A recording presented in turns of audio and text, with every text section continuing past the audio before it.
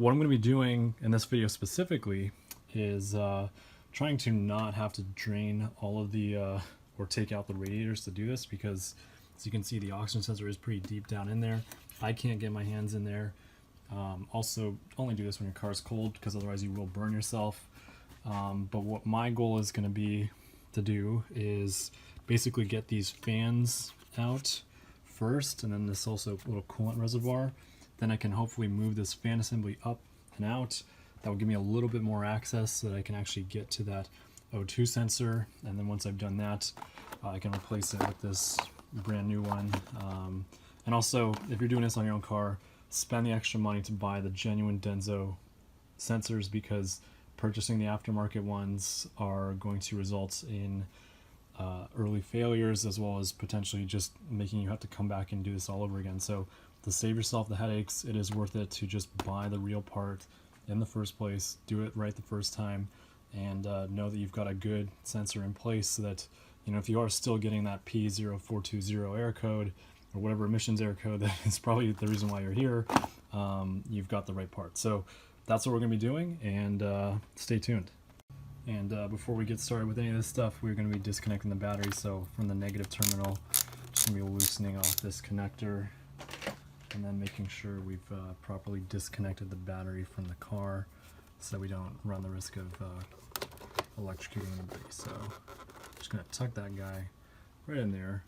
Alright, and the first thing we're going to do is disconnect the power steering hose from a little plastic clip that is securing it onto the fan shards that are also bolted onto the radiator. And then there's also an additional little hose that runs from the top of the radiator to the little plastic reservoir, and we're going to be carefully separating that from the radiator assembly as well. And now we're also going to be removing the two, I believe those are 10 or 12 mil bolts that are securing the plastic reservoir into the actual radiator itself. And so we're going to be separating those two things. And then once we've finished fully removing those two bolts, we'll be able to lift up carefully on the plastic reservoir and lift up on it in order to get it out of the way, so we can continue with removing the actual fan shard assembly from the radiator itself.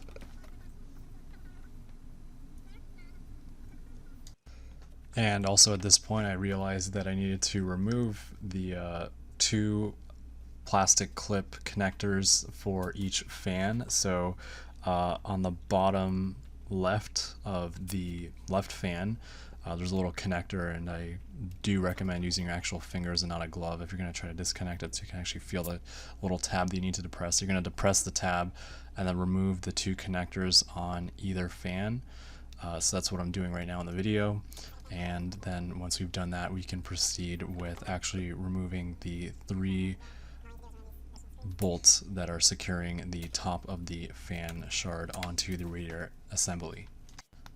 Next, we're going to use a 10mm socket in order to remove the top three 10mm bolts that are screwed into the top of the fan shard that secure it into the radiator. And an important thing about these three bolts is that the thread pitch is fairly wide, so it does kind of look like a sheet metal screw or a plywood screw. So these are different than the other two screws or bolts that were used to secure the reservoir in place. So you want to make sure that you are tracking these.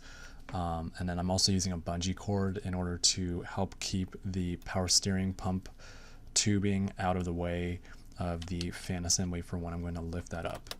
And so yeah, that's just me demoing the different thread pitch for these. We're also going to be removing the two 12mm bolts that secure the radiator bracket in place at the top of the engine. And so after removing these, I'm going to also lift up on the two metal brackets, and they should lift just vertically straight up. This will allow you to let you tilt your radiator slightly more forward. That will help actually get you enough room to remove the fan shard assembly from the radiator itself. So if you are just replacing the fan assembly, or if you need to replace it for some reason, this is a great thing to know because you don't need to take out the whole radiator assembly or drain your coolant. This will save you coolant as well as a lot of time.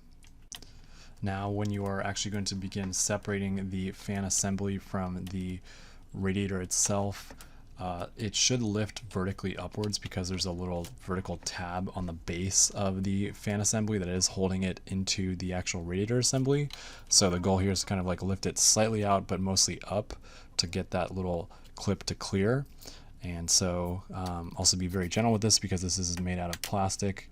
And then another thing that you could do to help make your life easier as you're doing this is the little belt guard that is on the top of the alternator, as well as the power steering pump and the AC compressor. Is by removing that, which I'm doing in the video, you can give yourself a little bit more slack, which will help you get that shard assembly a little bit more out of the way to help you lift it up. So this is all in the name of helping you save some time, so you don't need to completely drain your radiator and remove it in order to replace that upstream oxygen sensor on this Subaru. So yeah, just keep going and you've got it.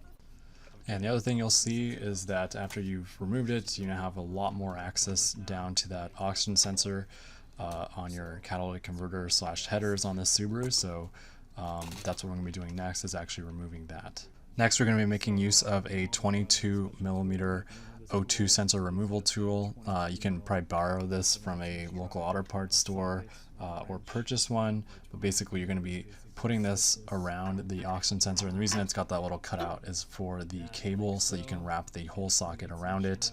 I do recommend using this. You might be able to use a 22mm socket that is a standard size, but that might be a lot more hard.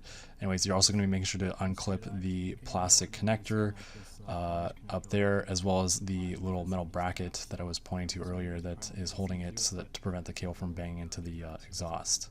Depending on how hard the O2 sensor is torqued down onto your catalytic converter or the headers, you will need a pretty long extension, and unfortunately the power steering pump is directly overhead. So what we can do, and what I'm going to be doing also, is just taking the power steering pump off as well.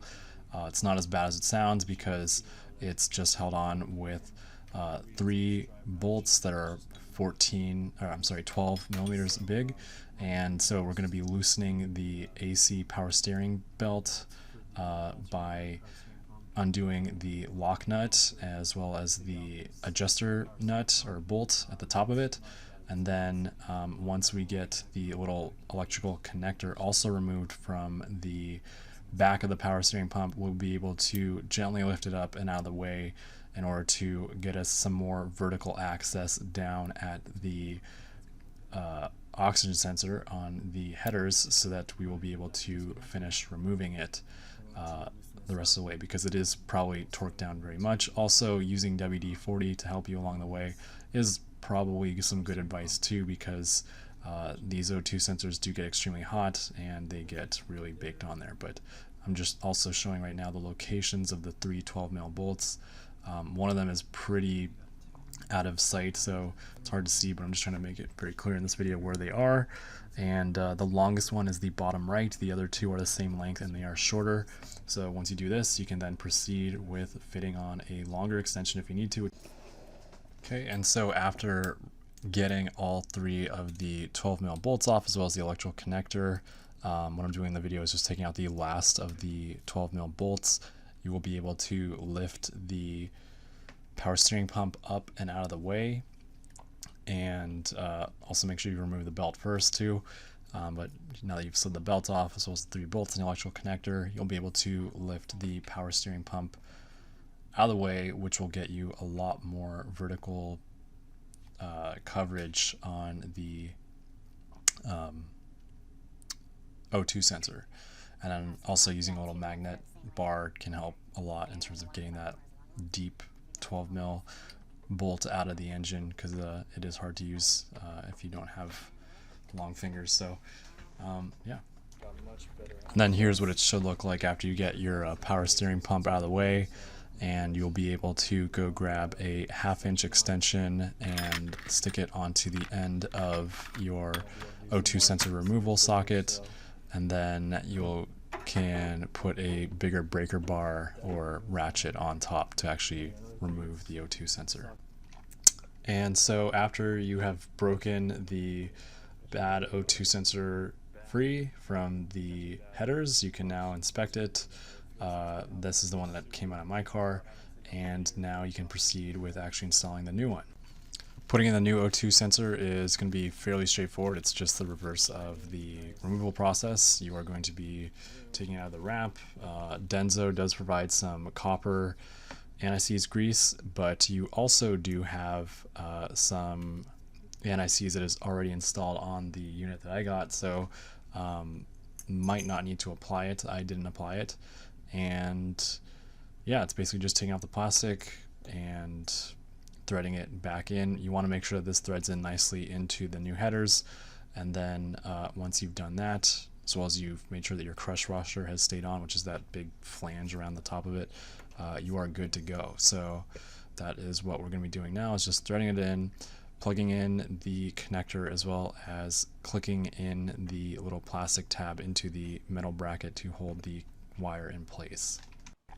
And so after torquing down the O2 sensor, and you're going to want to make sure it's pretty snug, you can remove the ratchet and now make sure you've got the two plastic clips engaged.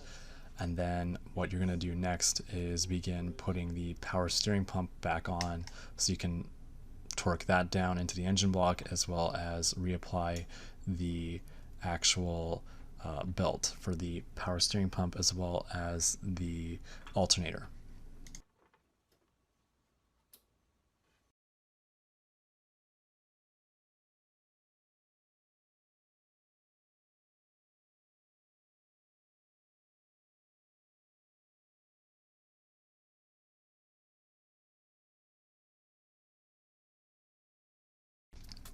And next we're going to be reinstalling the actual fan shard assembly. I'm actually going to mistakenly put it upside down the wrong way the first time. But basically, yeah, the one with that plastic tab, the long end that you see, should be pointing down. So I am currently putting it in incorrectly, which I will realize momentarily. But once you've done that, you will push the fans back down into place and proceed with actually reinstalling the fan guards, as well as the remaining tubing, to finish this job. And so the last things you're going to be doing is installing the three 10mm screws that are basically holding the fan shard into the radiator assembly. You will then also install the fan guards, or I'm sorry, the belt guards on top of the AC compressor, the alternator, and the power steering pump. And then you will also finally reinstall that plastic reservoir to my left down into its socket, and then install the two bolts that were holding that in place against the radiator as well. And then also make sure to reconnect the battery. And once you've done this, you have successfully installed the new oxygen sensor, the Upstream oxygen sensor, which is also called the air fuel sensor, into this Subaru without having to spend a much more time draining the radiator and removing that. So hope this video helps. Thank you all for watching. Please take care and stay safe, and I'll talk to you next time.